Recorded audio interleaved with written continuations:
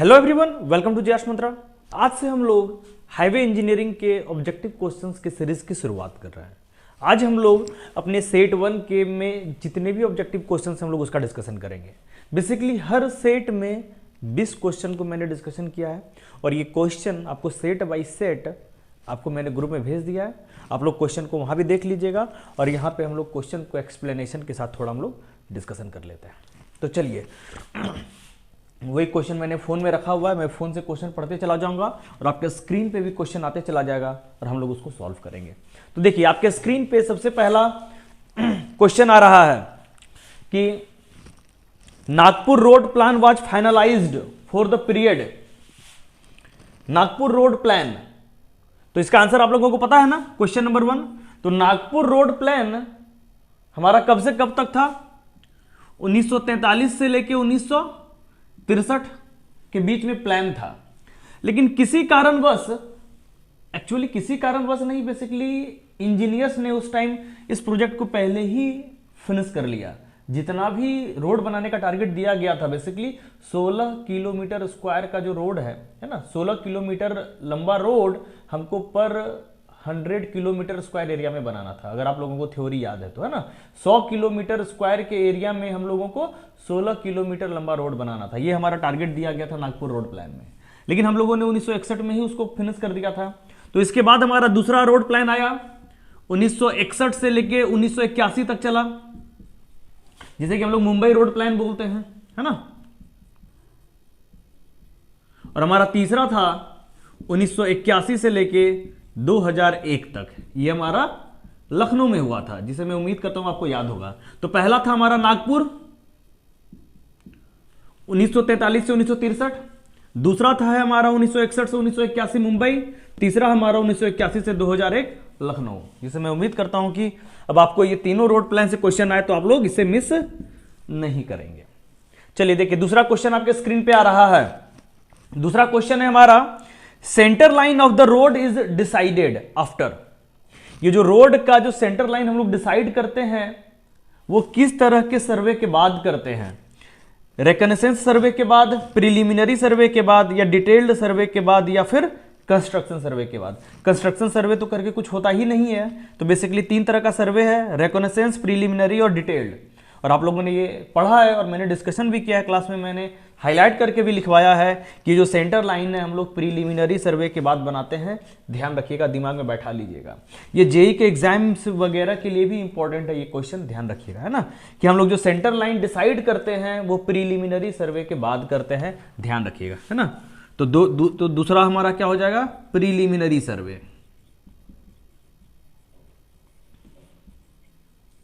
हमारा तीसरा number question देखिए, आपके स्क्रीन पे आ रहा है क्वेश्चन, तीसरा नंबर क्या है question? Important places to be connected by a road is represented by. Important places to be connected by a road is represented by, है ना। कौन से मैप में हम लोग जो महत्वपूर्ण जगहों को जो एक रोड के द्वारा जोड़ते हैं वो किस मैप से हम लोग उसको दर्शाते हैं, है ना। शहर के अंदर अगर जैसे हम लोग एक मैप बनाए, रोड का हम लोग कंस्ट्रक्शन कर रहे तो हम लोगों ने मैप बनाया, तो जितने महत्वपूर्ण जगहों को जोड़ते हुए वो रोड आगे बढ़ेगा, तो किस मैप से इसको रिप्रेजेंट करते हैं? तो पहला ऑप्शन है इंडेक्स मैप, दूसरा है की मैप, तीसरा है एल सेक्शन, चौथा है क्रॉस सेक्शन। क्रॉस सेक्शन करके तो कोई ऑप्शन होगा ही नहीं कभी, तो हमारे पास इंडेक्स, की और एल सेक्शन बचता है। तो इसका आंसर सबसे इजी है, की मैप होगा। की मैप मतलब ऐसा मैप जो महत्वपूर्ण जगहों को जोड़ता है। की मतलब क्या होता है? की वर्ड का मतलब ही होता है महत्वपूर्ण, जो महत्वपूर्ण जगहों को जोड़े। तो वैसा किस मैप से हम लोग रिप्रेजेंट करते हैं? तो की मैप से। ध्यान रखिएगा, इस की वर्ड का मतलब ही होता है इंपॉर्टेंट। तो इंपॉर्टेंट जगहों को जोड़ने वाले रोड को जिस मैप से दर्शाएंगे उसे की मैप बोलते हैं। मैंने थ्योरी पढ़ाते वक्त भी इसको डिस्कशन किया था। हमारा अगला है चौथा नंबर क्वेश्चन, देखिए आपके स्क्रीन पे, विच of the following factor affects the alignment of a road. Road के अलाइनमेंट को कौन कौन से फैक्टर अफेक्ट करते हैं, या जब रोड के अलाइनमेंट को हम लोग फिक्स करने चलते हैं तो कौन कौन से फैक्टर्स को हमको ध्यान में रखना पड़ता है? पहला ऑब्लिगेटरी पॉइंट होगा, पेंट नहीं होगा, प्रिंटिंग मिस्टेक है, आगे आंसर भी गलत है एक दो क्वेश्चंस का। ऑब्लिगेटरी पॉइंट्स, दूसरा इकोनॉमिक्स, तीसरा ट्रैफिक वॉल्यूम, एकदम हमको ध्यान में रखना पड़ेगा। देखिए ऑब्लिगेटरी पॉइंट्स मतलब जितने भी महत्वपूर्ण पॉइंट्स होते हैं, इंपॉर्टेंट पॉइंट्स होते हैं, जहां पे जिनको कि रोड के अलाइनमेंट को डिजाइन करते वक्त हमको ध्यान में रखना पड़ता है, मैंने बताया है इसको, है ना। जैसे कहाँ पे कर्व होना है, कहाँ पे वर्टिकल कर्व देना है, कहाँ पे हॉरिजॉन्टल कर्व देना है, कहाँ पे हमें सुपर एलिवेशन किस प्रकार से देना है, तो ये सारे चीजें हमें फिक्स अलाइनमेंट को डिसाइड करने में महत्वपूर्ण रोल अदा करता है, और यही सारे पॉइंट्स को हम लोग ऑब्लिगेटरी पॉइंट्स के नाम से जानते हैं। फिर दूसरा है हमारा इकोनॉमिक्स। इकोनॉमिक्स को ध्यान में रखते हैं। इकोनॉमिक्स बेसिकली कहने का क्या मतलब है कि रोड को बनाने में हमारा कम कॉस्ट आए, हम लोग ऐसे जगहों से इस तरीके से अलाइनमेंट फिक्स करेंगे कि जिससे हमारा रोड बनाने का जो खर्च है वो कम आ जाए। तीसरा है traffic volume. Traffic volume basically हम लोगों ने डिस्कशन किया था कि हम लोग जब रोड के अलाइनमेंट को फिक्स करते हैं तो हम लोग कोशिश करते हैं, जैसे पटना से गया तक रोड बनाना है, तो रोड इस प्रकार से बनाएंगे कि पटना से गया के बीच में जितने भी महत्वपूर्ण जगह है ये रोड सबको कनेक्ट करते हुए आगे बढ़े। ऐसा नहीं है कि एकदम ऐसा सुनसान जगह से रोड बना दिए कि सिर्फ पटना से लोग सिर्फ गया जाएंगे, बीच में कहीं कोई गांव, कहीं पे कोई छोटा मोटा कस्बा नहीं है, तो मुश्किल हो जाएगा। क्योंकि रोड एक पब्लिक को यूज करने के लिए हम लोग बनाते हैं, तो जितने भी महत्वपूर्ण जगह हैं, महत्वपूर्ण छोटे छोटे शहर, छोटे बड़े गांव हैं, तो जहां तक संभव है हम लोग उनको कनेक्ट करते हुए गया तक रोड को पहुंचाएंगे पटना से। तो अगर हम लोग करेंगे तो ट्रैफिक वॉल्यूम बढ़ेगा, तो इसी को हम लोग ध्यान में रखेंगे। तो इसीलिए यहाँ पे ऑप्शन नंबर डी होगा। तीनों ऑप्शन यहाँ पे करेक्ट है, ध्यान रखिएगा। अगला क्वेश्चन आपके स्क्रीन पे 5वां number, the camber for the drainage of surface water was first introduced by, sorry ये कैम्बर होगा, क्वेश्चन में गड़बड़ी है, प्रिंट मिस्टेक है, द कैम्बर होगा यहाँ पे, है ना। The camber for the drainage of surface water, मतलब रोड से पानी निकालने के लिए जो कैम्बर हम लोग बनाते हैं, तो इस कैम्बर के बारे में सबसे पहले किसने बताया था, या रोड पे कैम्बर देना है किसने सबसे पहले इसके बारे में चर्चा की थी, किसने देना शुरू किया था? तो याद रखिएगा ट्रेसागेट, इसी इंजीनियर ने सबसे पहले हमें बताया था। ऑप्शन नंबर बी कभी मत भूलिएगा, इंपॉर्टेंट है कॉम्पिटिटिव एग्जाम्स वगैरह के लिए भी, है ना। ये जो ट्रेसागेट इंजीनियर थे, इन्होंने ही कैम्बर देने की परंपरा की शुरुआत की थी। क्वेश्चन नंबर 6, क्वेश्चन देखिए स्क्रीन पे, as per IRC recommendations the value of camber for the cement concrete road surface in the heavy rainfall area. क्या है? कैम्बर का वैल्यू हमें निकालना है सीमेंट कंक्रीट रोड के लिए हैवी रेनफॉल वाले एरिया में। तो ध्यान रखिएगा, मैंने आपको चार्ट भी दिया है, जब मैंने कैम्बर पढ़ाया था, ये उसी चार्ट से क्वेश्चन आया हुआ है। ये हमारा आंसर होगा 1 in 50, 2%। सीमेंट कंक्रीट रोड को जब हम लोग हैवी रेनफॉल एरिया में लेते हैं तो वहां पे हम लोग जो कैम्बर लेते हैं 2% लेते हैं, या 1 in 50। और जब हम लोग कम रेनफॉल वाले एरिया में लेंगे, या लाइट रेनफॉल एरिया या लो रेनफॉल वाले एरिया में, तो ध्यान रखिएगा हम लोग उसको 1 in 60 लेते हैं, है ना। क्वेश्चन नंबर 6 में ध्यान रखिएगा, जब सीमेंट कंक्रीट रोड को जब हम लोग हैवी रेनफॉल वाले एरिया में लेंगे तो वहां पे हम लोग 1 in 50 लेते हैं, ये हैवी रेनफॉल वाले एरिया में। और लो रेनफॉल वाले एरिया में हम लोग क्या लेते हैं? 1 in 60 लेते हैं, ध्यान रखिएगा, है ना। इन सारे पॉइंट्स को ध्यान रखिएगा, मैंने आपको चार्ट पढ़ाया हुआ है। चलिए हम लोग अगला क्वेश्चन चलते हैं। तो इस हिसाब से इस 6 नंबर क्वेश्चन का आंसर हमारा ए हो जाएगा ना, ऑप्शन नंबर ए। चलिए next question, road margin includes, question number 7, road margin में क्या क्या शामिल होता है? Option number A shoulder, option number B footpath, option number C parking lane, option number D all of these. चारों शामिल होता है। मैंने आपको लिखाया है जब मैंने रोड मार्जिन पढ़ाया है कि उसमें guard rail, shoulder, footpath, parking lane सभी कुछ शामिल होते हैं। तो इसलिए हमारा आंसर होगा ऑप्शन नंबर डी। यहां पे देखिए गलत आंसर दिया हुआ है, आंसर दिया हुआ है ऑप्शन नंबर ए, ये गलत आंसर है, option number D is the correct answer, ध्यान रखिएगा। चलिए हम लोग अगले क्वेश्चन में चलते हैं। स्क्रीन पे देखिए question number 7, the ruling design speed for the national highway in India passing through the plain terrain. क्या है? Ruling design speed of NH, है ना। एनएच का जो हमारा जो डिजाइन स्पीड होता है प्लेन एरिया में, प्लेन टेरेन में, वो कितना होता है? मैंने बहुत बार डिस्कशन किया है, 100 किलोमीटर पर आवर। याद रखिएगा नेशनल हाईवे और स्टेट हाईवे दोनों के लिए 100 किलोमीटर पर आवर होता है, और एमडीआर और ओडीआर के लिए 80 किलोमीटर पर आवर होता है, और एक्सप्रेसवे के लिए 120 किलोमीटर पर आवर होता है, ध्यान रखिएगा, है ना। तो नेशनल हाईवे और स्टेट हाईवे के लिए हमारे प्लेन एरिया में जो डिजाइन स्पीड हम लोग लेते हैं वो 100 किलोमीटर पर आवर लेते हैं। तो इसलिए option number A. Question number 9 देखिए आपके स्क्रीन पे, क्या है? As per IRC recommendation the ruling gradient for the plain terrain, है ना। आईआरसी के रिकमेंडेशन के अनुसार हमारा जो रूलिंग ग्रेडियंट होता है प्लेन टेरेन के लिए कितना होता है? तो 3.3% मैंने पढ़ाया है, मैंने आपको चार्ट भी दिया है, इसको ध्यान में रखिएगा। मैंने बोला भी था कि कभी कभी कंपटीशन एग्जाम्स वगैरह में यहाँ सब्जेक्टिव में क्वेश्चन आते हैं, अगर आपको चार्ट में ध्यान होगा तो आप ऐसे क्वेश्चंस को आसानी से सॉल्व कर पाएंगे, है ना। कि आईआरसी रिकमेंडेशन के अनुसार हमारा प्लेन टेरेन में, प्लेन एरिया में जो रूलिंग ग्रेडियंट होता है वो 3.3% होता है, ध्यान रखिएगा। हमारा अगला क्वेश्चन, क्वेश्चन नंबर 10 स्क्रीन पे आपके, stopping sight distance on a level road is. Stopping sight distance, question को पढ़ लीजिए। Stopping sight distance on level road is, option number A sum of, tag distance लिखा हुआ है, गड़बड़ है, लेग डिस्टेंस होगा।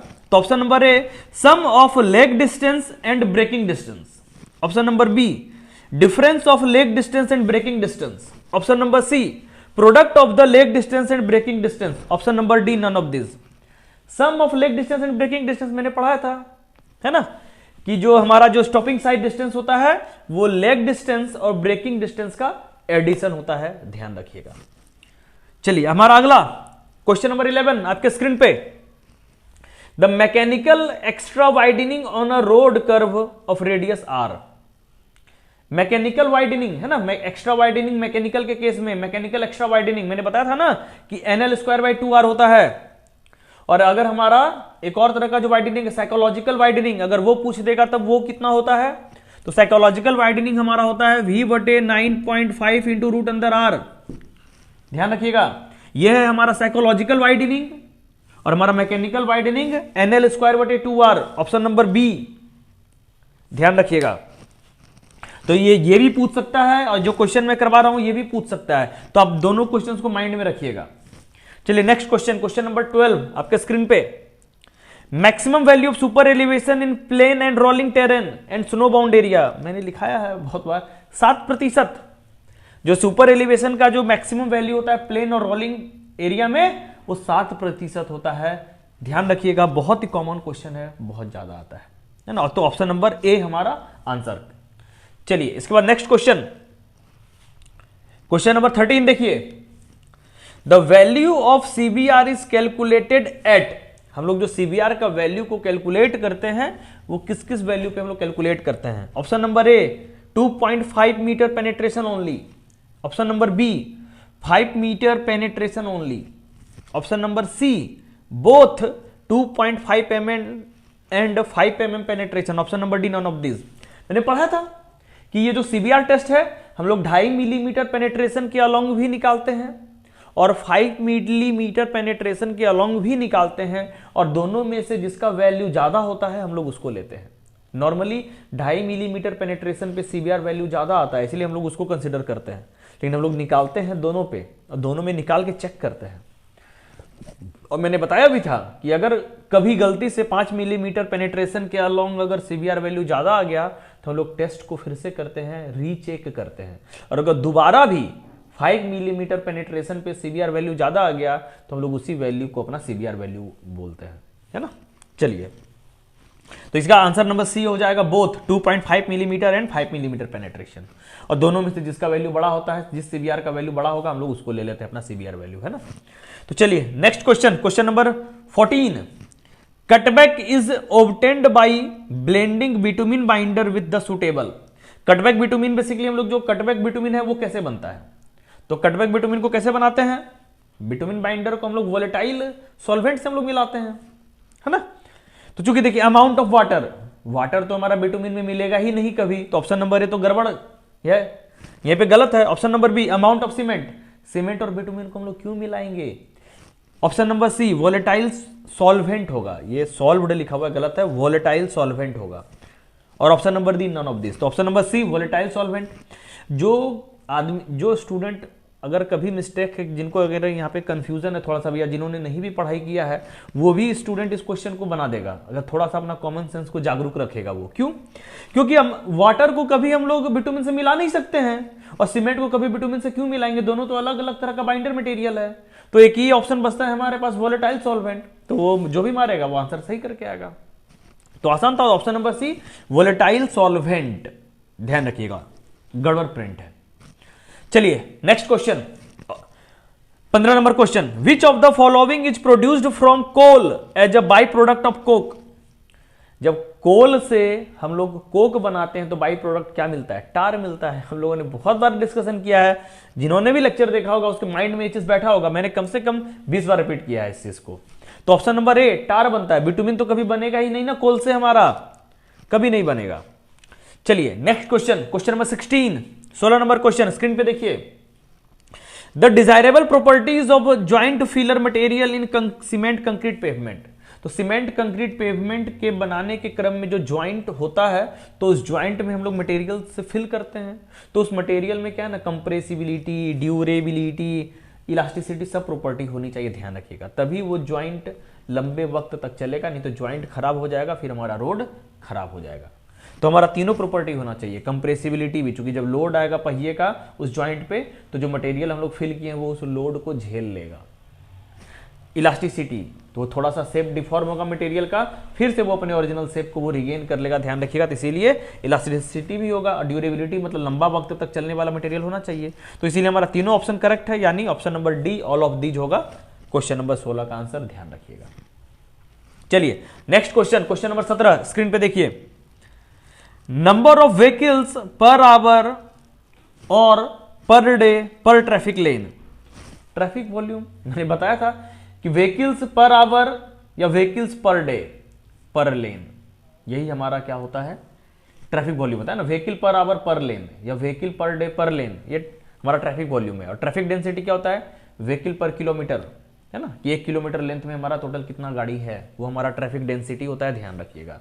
Density into speed is equal to हमारा ट्रैफिक वॉल्यूम होता है ना, traffic density into speed is equal to traffic volume. तो दिमाग में ना बैठा के रखिए, कभी मिस नहीं करेगा। चलिए तो इसका आंसर हो जाएगा ऑप्शन नंबर ए। नेक्स्ट क्वेश्चन देखिए स्क्रीन पे, question number 18, parking science comes अंदर। हमारा जो पार्किंग का जो साइन है वो किस साइन के अंतर्गत में आता है? Regulatory sign, mandatory sign, warning sign, informatory sign. तो देखिए ये रेगुलेटरी साइन हो नहीं सकता है, क्योंकि इसको रेगुलेट करने के लिए हम लोग नहीं बनाते हैं, यहाँ पे पार्किंग है वहां पे पार्किंग है, नहीं। मैंडेटरी साइन भी नहीं कि एकदम देना ही देना है, और वार्निंग तो है ही नहीं, क्योंकि हम लोग पार्किंग लगाने के लिए लोगों को इन्फॉर्मेशन देते हैं, उनको जानकारी देते हैं। हम लोग कभी भी लोगों को अभी चेतावनी देने के लिए पार्किंग साइन यूज नहीं करते हैं। तो इसलिए जब भी होगा तो हमारा इन्फॉर्मेटरी साइन होगा, और मैंने पढ़ाया भी है कि ये जो पार्किंग साइन है हमारा इन्फॉर्मेटरी साइन के अंतर्गत में आता है। तो यानी हमारा option number D informatory sign के अंतर्गत में आता है, ध्यान रखिएगा। चलिए हमारा अगला question, question number 19, which of the following curve is provided for the vertical alignment of hill road. Hill road के में वर्टिकल अलाइनमेंट के लिए हम लोग किस तरह के कर्व को देते हैं, ध्यान रखिएगा। दो ही तरह का अलाइनमेंट कर्व होता है, वैली कर्व और समिट कर्व, है ना। वर्टिकल अलाइनमेंट के लिए चाहे हिल रोड हो या प्लेन रोड हो, दो ही तरह का हमारे पास कर्व मौजूद है, वैली कर्व और समिट कर्व। तो देखिए, तो ऑप्शन नंबर है हमारा समिट कर्व आंसर हो गया।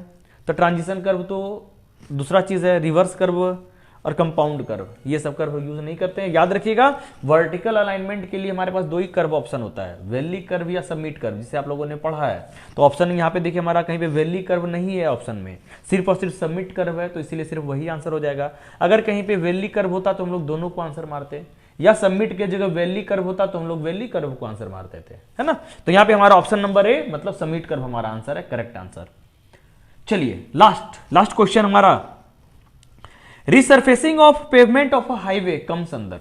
हम लोग जो रिसर्फेसिंग करते हैं हाईवे का वो किसके अंतर्गत में आता है? ऑप्शन नंबर ए पीरियोडिक, दूसरा ऑर्डिनरी, तीसरा रूटीन, चौथा नन ऑफ दिस। तो देखिए ये ऑर्डिनरी मेंटेनेंस तो है नहीं। ऑर्डिनरी मेंटेनेंस मतलब जो साधारण तौर पे हम लोग जो मेंटेनेंस का काम करते हैं, साधारण तौर पे जो मेंटेनेंस का काम करते हैं हम लोग रोड में, वो क्या करते हैं, गड्ढा वगैरह को भरने का काम करते हैं, सबसे नॉर्मल। रूटीन मतलब तो हम लोग इसको हमेशा मतलब रूटीन की तरह इसको नहीं करते हैं, ये इसको कभी कभी हम लोग ओकेजनल करते हैं, यानी पीरियोडिक, एक सर्टेन पीरियड के बाद, 1 साल के बाद, 6 महीने के बाद या 2 साल के बाद हम लोग इस प्रकार से रिसर्फेसिंग को करते हैं ना। तो इसीलिए ये ऑर्डिनरी मेंटेनेंस तो होगा ही नहीं, रूटीन मेंटेनेंस के कैटेगरी में भी कभी नहीं आएगा ये, और नन ऑफ दिस तो ऑप्शन हमारा होगा ही नहीं। तो इसीलिए ऑप्शन नंबर ए मतलब पीरियोडिक मेंटेनेंस हम लोग एक सर्टेन पीरियड के बाद, मानसून के बाद, हर बार देखते होंगे पटना वगैरह जब भी बरसात खत्म होता है तो वहां पे हम लोग रिसर्फेसिंग का काम कर देते हैं। तो इसीलिए ये पीरियोडिक मेंटेनेंस के कैटेगरी में आता है रिसर्फेसिंग, हमेशा ध्यान रखिएगा। तो option number A is the correct answer. इस प्रकार से यहाँ पे हम लोगों ने इस सेट के क्वेश्चन को डिस्कशन किया है। मैं उम्मीद करता हूँ कि आप लोगों ने इसको एंजॉय किया होगा। अगर आप लोगों को कुछ भी सजेशन देना हो कि सर इस प्रकार से और करने से ऑब्जेक्टिव्स और बेटर होगा आप लोगों के लिए, तो please feel free to call me, है ना। आप मुझे आइडिया दो, मैं आप लोगों के लिए और भी बेटर इसे करता चला जाऊंगा। तो चलिए हम लोग नेक्स्ट वीडियो लेक्चर में नए सेट के क्वेश्चन के साथ मिलते हैं। Thank you.